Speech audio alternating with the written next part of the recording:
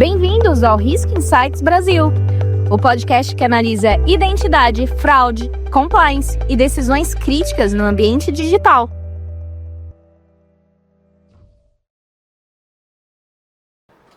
Olá, sejam todos bem-vindos a mais um episódio do Risk Insights Brasil, criado pela Credify para falar do tema mais atual do Brasil, que é essa quantidade de fraudes digitais que está acontecendo.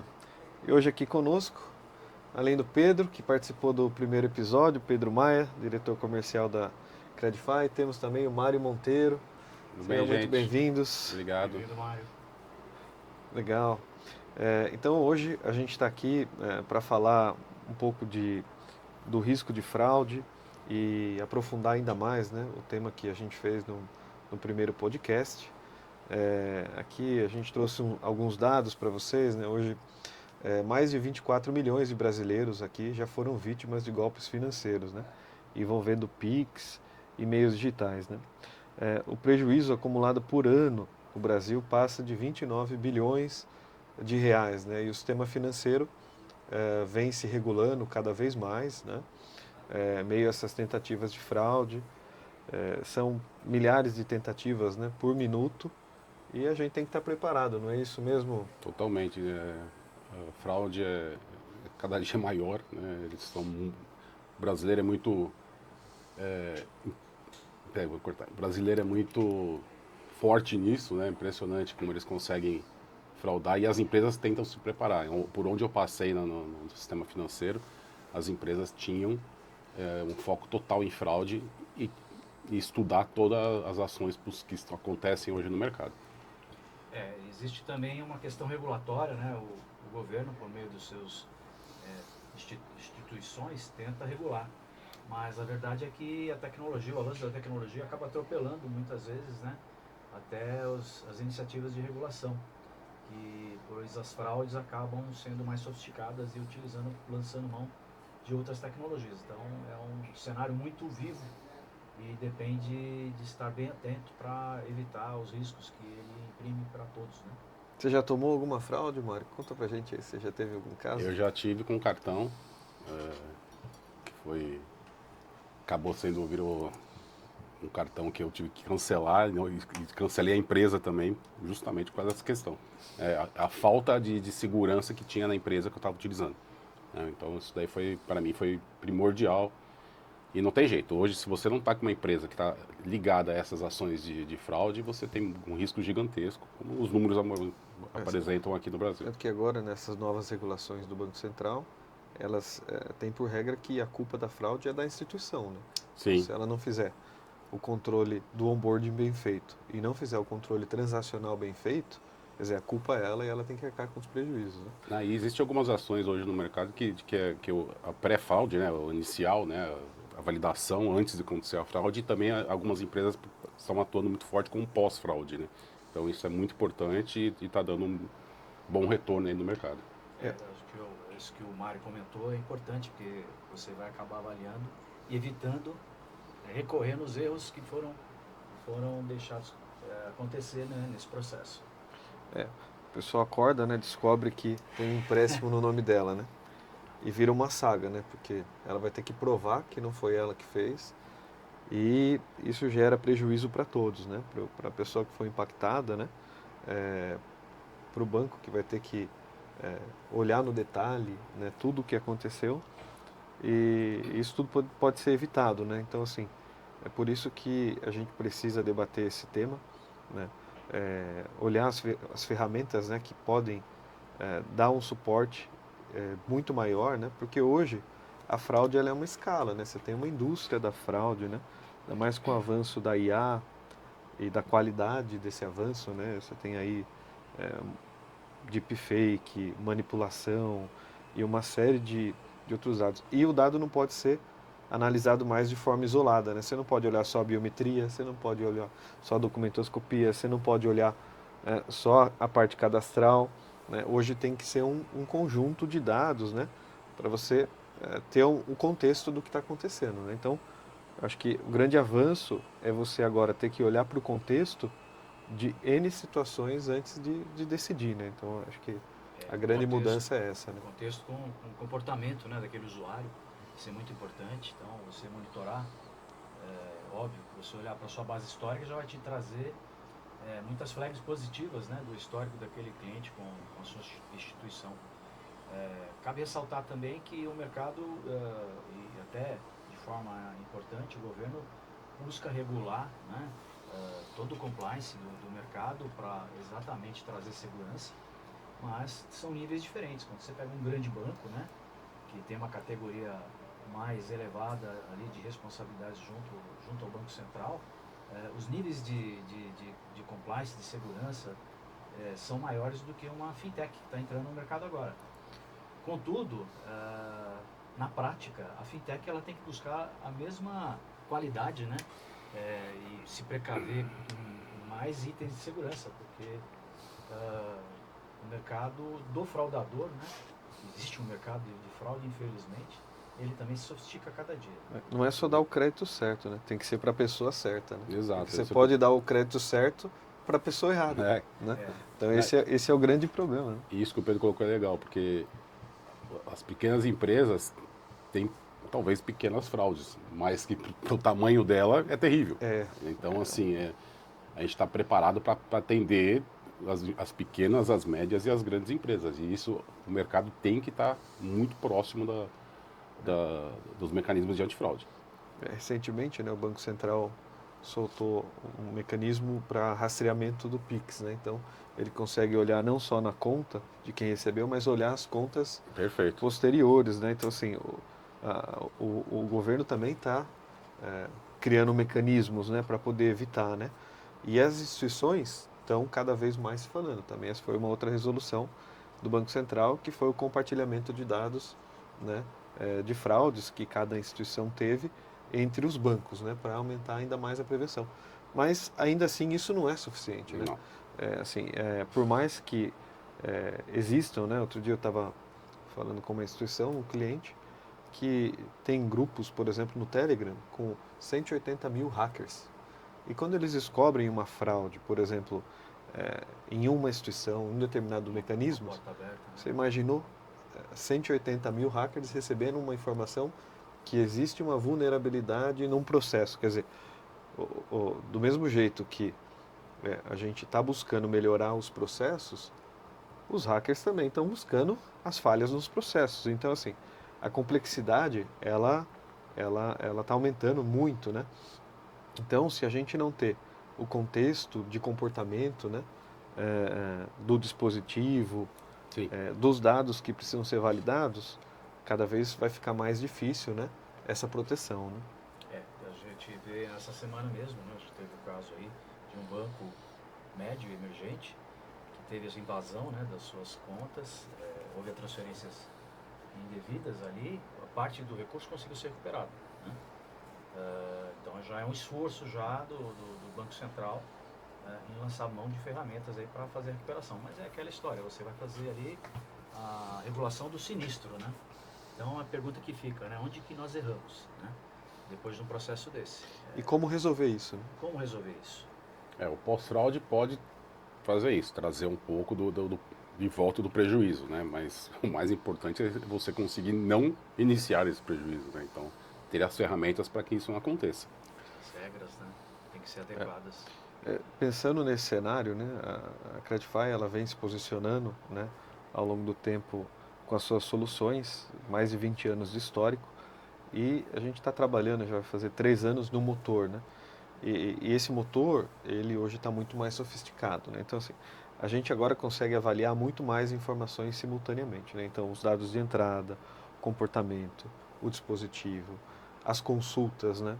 As regras, o score e o contexto disso, né? Que é muito mais importante, né? Quer dizer, são várias análises, né? E você tem que aplicar cada uma no contexto adequado, para que a decisão seja correta. Não, essa parte que você colocou é excelente. E com o motor, né, a gente consegue criar políticas para evitar ao máximo a entrada desse mau cliente ou fraudador, né, que vai trazer só prejuízo para a empresa. Então, até com um custo até, né, razoavelmente baixo, porque você não chegou até o final da trilha toda E não é só plataforma. pessoa física, né, mano? Você tem também todo o B2B, né, com pessoa jurídica. Sim. Quer dizer, foi analisado o vínculo entre os sócios, as empresas que estão conectadas. Os tickets são mais altos. Existem telefones que são semelhantes nas aberturas dessas empresas, né? Os e-mails, eles são os mesmos, não são os mesmos, né? Quer dizer, quanto mais conexão você tem, mais contexto você consegue encontrar. E um ponto interessantíssimo, tá? É conseguir trabalhar ao lado do cliente, né? Junto a ele, criando essas políticas, trazendo tudo que ele tem na sua base, né, todas as tentativas de entradas, a nossa base, que é gigante, vai conseguir muito minimizar ao máximo essa entrada do fraudador. Eu acho que uma das vantagens do motor de decisão também é você poder revisitar as regras, né? É aquilo que a gente comentou, no pós-fraude, né, você detectou ali uma porta aberta. Sim. Você pode fazer os ajustes necessários nas regras. Primeiro ponto, qualquer sistema de fraude ou de mitigação de risco, ele não pode também levar a tua empresa a perder negócio. Então, é sempre o dilema, né, do administrador, do empresário, como é que a nossa política de risco vai ser adequada ao nosso dia a dia. Porque, como a gente comentou, tudo isso é dinâmico, né? Esse é o ponto da questão, né? Existe o pessoal que faz essa parte de risco, né? Existe o comercial que quer vender, existe a empresa que precisa ganhar dinheiro, mas o primeiro passo é ganhar com segurança, né? A entrada desses clientes não pode ser de qualquer forma, apenas porque você precisa vender. Sim. E precisa ter o comportamento, né? Então, por exemplo, Total. Antes você tinha o motor analisando muito as informações e não tanto o comportamento. Então, hoje você já tem a questão da geolocalização, você tem o dispositivo, você tem o tempo de navegação, né? Você tem a forma como, a velocidade como a pessoa digita, como ela mexe o mouse. Quer dizer, cada informação vai gerar um padrão de comportamento. Então, quanto mais informação você tem dentro do motor e você consegue decidir isso no mesmo momento, você gera um contexto muito maior, né? Então, assim, essa questão do contexto, eu acho que isso vai ser uma evolução dentro dos motores, né? Ainda mais com o uso da IA, porque você tem uma retroalimentação dos comportamentos de fraude. Então, precisa ter algo que faça essa orquestração, né? O motor ele precisa estar completo nesse sentido, de orquestrar isso tudo ao mesmo tempo, né? Perfeito, é isso mesmo, não tem outra saída hoje. E além de tudo isso, né, você padronizar isso, né, a empresa usando as políticas pré-determinadas, né, essa parte toda que a gente consegue ajudar, você padroniza todas as ações dentro da companhia. Então, eu acho que é o caminho mais seguro. Hoje o mercado está utilizando muito a inteligência artificial para várias frentes, né? E a análise de risco também é uma das frentes que podem ser utilizadas, né, pela ferramenta da IA. Isso que a gente falou de comportamento, né? Cada empresa tem a sua história, a sua jornada, sua carteira de clientes, sua regionalidade. Então, você treinar uma IA para analisar uma operação em tempo real, né, e te dar alguma flag que esteja fora do ponto de curva, do esperado, né, isso pode trazer mais segurança para o teu dia a dia. Lembrando que o motor, ele tende a exatamente evitar aquele desgaste do analista humano, que vai ter que fazer a interpretação na hora, às vezes ele está com uma fila de aprovações para fazer, a pressão de repente da área comercial para aprovar, né? Então, você deixando tudo isso no motor de decisão, vamos dizer assim, envelopado, para que as regras sejam seguidas e você consiga revisitá-las sempre que necessário, traz produtividade aí para esse processo. Uma coisa que a gente tem visto muito positivo, né, dentro desse contexto, né, é sempre analisar, seja da pessoa física ou da pessoa jurídica, o histórico judicial, né? A gente tem visto quanto de fraude se evita olhando para o histórico, né? Então, olhar as empresas, relação entre sócios, histórico judicial do sócio, histórico judicial da empresa, né?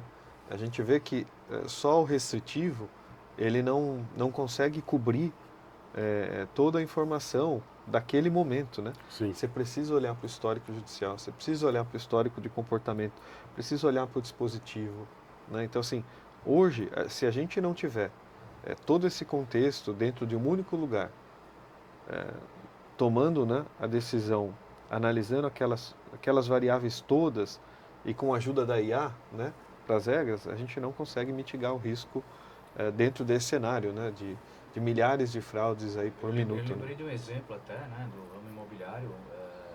Havia ali um casal querendo alugar um imóvel, né?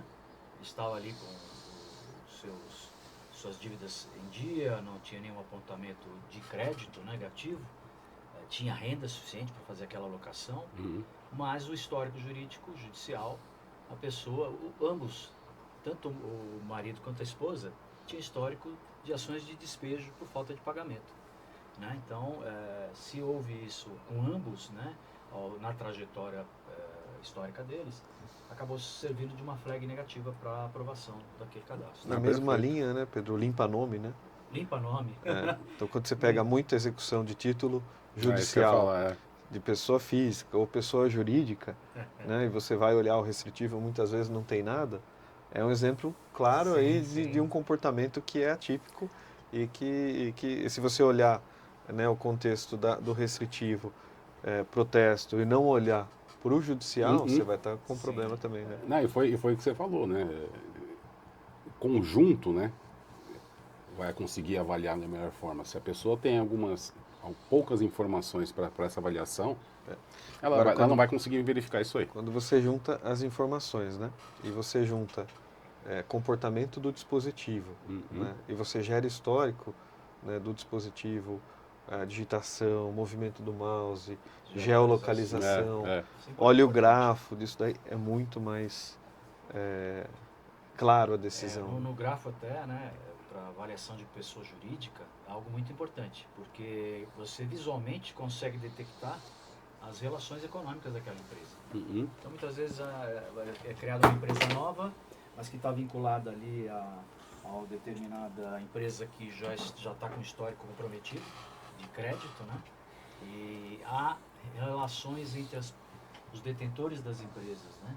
Então você consegue bater o olho no grafo e ter essa informação ali visual, e depois você pode abrir os detalhes, né, dessa informação para tomar decisão. Então o grupo econômico é bem importante nessa avaliação de risco de empresas. Perfeito. E não tem outra forma, né? A fraude, a avaliação vai ter que ser feita cada vez mais de forma forte, porque a IA vai ser pro bem e pro mal. A ferramenta não vai ter muita coisa. Lados, né? Dependendo de como você pergunta a IA, ela vai te dar uma resposta, né? Até exato. de uma forma inocente, Exatamente. assim, do ponto de vista, né? Sem olhar a maldade de quem está perguntando, né? Então isso cada vez vai dificultando mais, né? Todo o contexto de defesa, né? Do ponto de vista de defesa. Mas é óbvio que só as ferramentas, elas são super importantes, elas vão estar cada vez mais, mas tem toda uma parte de treinamento de equipe, né? Treinamento junto às ferramentas, ponderação para as decisões, né? Calibrar, né, muito bem, porque as regras, elas são de cada empresa, de cada negócio, e são únicas, né? Então, às vezes o seu negócio tem regras tão específicas que não se aplica a outro cliente. Então, como personalizar o seu negócio? É por isso que hoje a gente vem falando muito de usar o motor, porque hoje você tem, só na Credify a gente tem mais de 300 APIs, né? Então, às vezes você integrar todas essas APIs acaba tendo muito tempo, né? Você tem que ter um time dedicado, um esforço. Aí você não tem só a integração das APIs, você tem, por exemplo, o SDKs de liveness. Poxa, eu tenho que atualizar o SDK. Se você deixa tudo para o seu time, né? Fazer a manutenção das APIs, fazer as atualizações que você precisa fazer, isso acaba onerando e você deixa de focar no principal do seu negócio, que são as regras, que é o seu resultado, que é mitigar o seu risco, né? Então, quanto mais você ter uma ferramenta que te apoia no dia a dia, que te dá essa infraestrutura dentro desse contexto que a gente vive, né, mais protegido você vai estar dentro desse contexto todo, né? Então, por isso que o motor eu acho que é essencial. Acho que toda empresa precisa ter um motor que seja flexível e que apoie, né, que você possa pegar os problemas e fazer um reload, né? Poxa, tive esse problema. Se eu voltar, o que eu teria que ter mais aqui de regra para poder não ter esse problema que eu tive, né? Acho que é aí que tem uma grande oportunidade, né? E esse é o nosso dia a dia, né? A gente realmente na Credify está para ajudar dentro desse contexto. Você comentou, né, do motor. O motor é importante ressaltar que ele serve tanto para empresas de maior porte quanto aquelas que estão iniciando. A gente comentou da fintech, né? Apesar de ser uma fintech, ela é regulada. Você havia comentado até de um cliente que achou muito interessante do motor, exatamente por ele ter aquele log do processo, até para apresentar, se necessário, né, para o órgão regulador. Porque quando você nega uma operação, quando você aprova algo que envolva um risco muito grande e responsabilidades, né, você vai ter no motor também essa possibilidade de apresentar esse dossiê do processo para proteger o teu negócio. E é uma coisa natural, né, Pedro? Assim, você tem que ter um processo para fazer uma diligência do que aconteceu. Então, se você não tiver algo centralizado, algo que dê visibilidade do que aconteceu em cada processo, acaba ficando difícil você olhar todo o histórico, porque as informações elas estão cada uma num ponto, né? Então, quanto mais centralizado, fica mais fácil de mitigar, né? E de você criar regras consistentes, né, que vão ajudar toda a equipe ali, seja no onboarding, né, seja no processo transacional, de mitigar cada vez mais riscos. Né? Não, e o que o Pedro colocou foi bacana. Eu ia falar junto com você. Essa questão que me deixou bastante feliz, vamos dizer assim, com a questão do motor, é essa possibilidade de a gente atender um cliente de pequeno porte, de médio porte, de grande porte, com a mesma clareza e tranquilidade. E assim, a minha briga sempre na área comercial estamos próximo do cliente. O motor vai apoiar bastante para ele ter essa liberdade, essa padronização, essa facilidade com a avaliação, mas nós vamos estar sempre próximos para avaliar, reavaliar a qualidade das informações que está chegando para o cliente. Não, isso é muito importante. E assim, né, a gente percebe que o mercado ele sempre olhou para a informação, né, para a decisão, mas ele não todo ele está olhando por um motor que consiga ter tudo isso conectado. Né? E os motores, uma boa parte está focado num ponto ou num outro ponto. Né? Você não tem um hub de informações conectados num único lugar que tenha uma infraestrutura que suporte, né, olhar para tudo isso ao mesmo tempo. Então, essa é a grande relevância que traz o motor dentro do processo de risco. A flexibilidade do motor também, a gente fala aqui em risco, muitas vezes a gente volta só para crédito, né? Mas existem outras operações também, voltadas para a área de logística, para a área de recursos humanos, para áreas até de aquisição de fornecedores, né? De compras no geral, onde você também tem que observar todos esses nuances, né, de risco. E o motor ele acaba contemplando todas essas frentes, exatamente nessa flexibilidade de uso. Teve um caso muito interessante, né, que a gente estava falando, de um roubo de conta de celular, né? A pessoa vai na operadora, muitas vezes se passa pelo proprietário e consegue transferir o chip e o número para outro telefone, né? Então, existe a possibilidade hoje da gente saber que houve essa troca, né, de chip, né?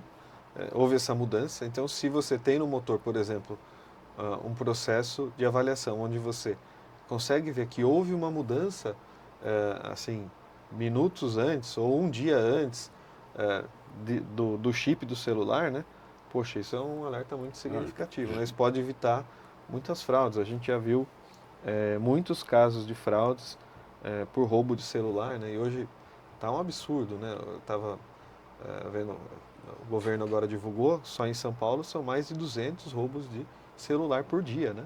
Assim, quando a pessoa pega o celular e desbloqueia, ela passa a ter acesso à vida da pessoa como um todo, né? Exato. Então, com todas essas informações, se ele chega e consegue trocar o chip e passar para fazer validações dentro do celular que foi ali roubado, a vida daquele cidadão vai se tornar um inferno, né?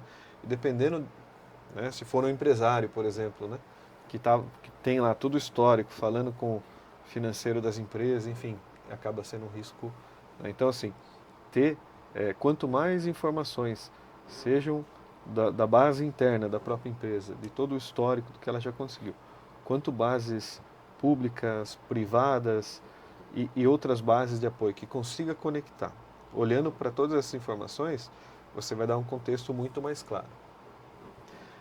E outro ponto é você ter um score muito bem definido, né? Quer dizer, se você tem as regras, né? E você tem lá um score que vai até 1000, mas que as regras são suas, onde você tem propriedade para cortar, para aumentar, para reduzir, né? A sua linha de aprovação, isso se torna muito mais seguro, né? E você cada vez tem mais propriedade para decidir rápido, o time tem mais segurança também, dentro de um contexto que é só do seu negócio, isso é o mais importante. Não, e a ponta de corte do score, né, é a avaliação mais precisa assim, para aquele momento. Né? O importante também, que eu sempre ressaltei muito no mercado, é o score do comportamento interno, né, o behavior. Né?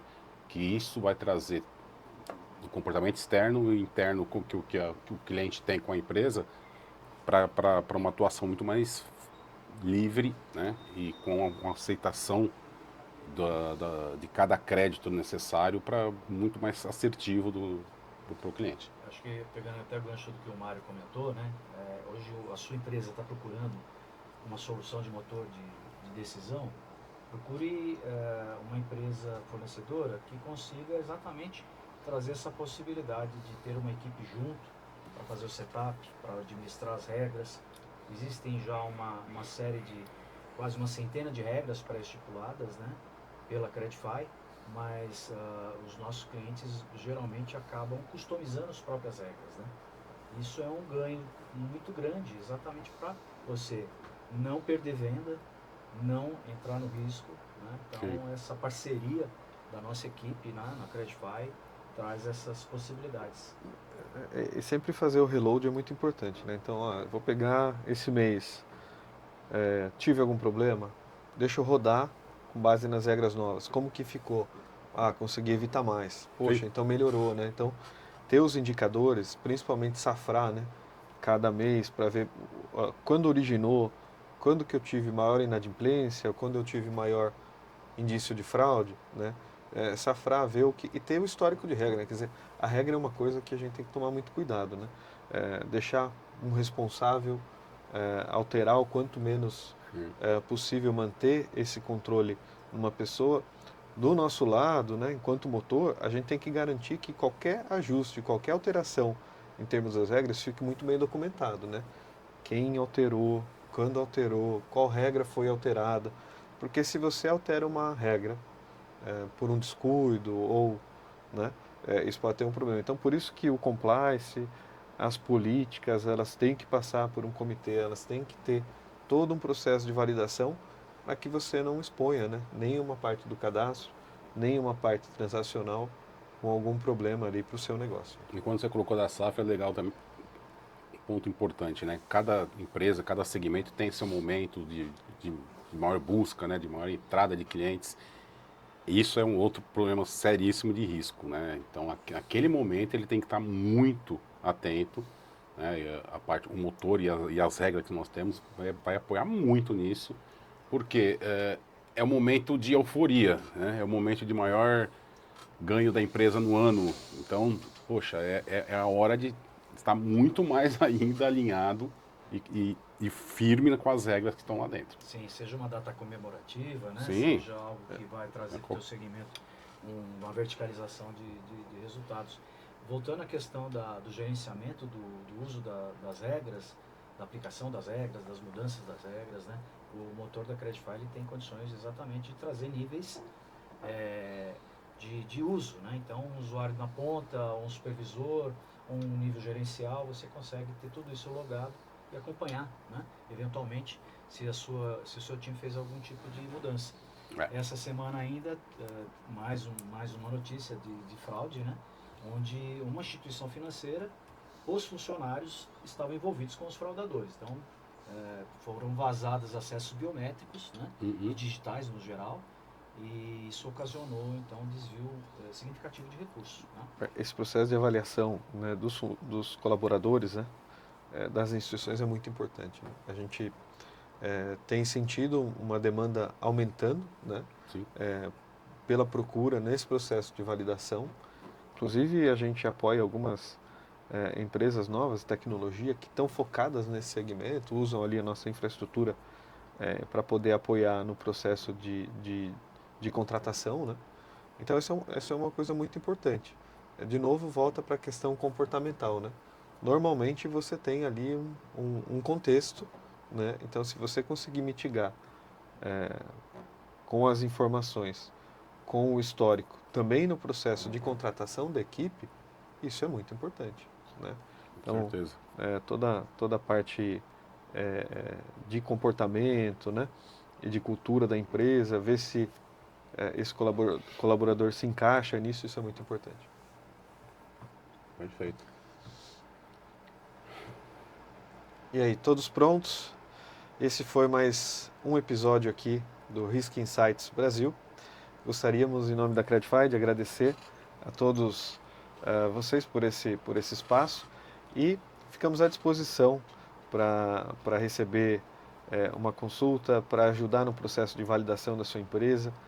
Todo o processo que a Credify faz passa por um processo de prova de conceito, de validação, né?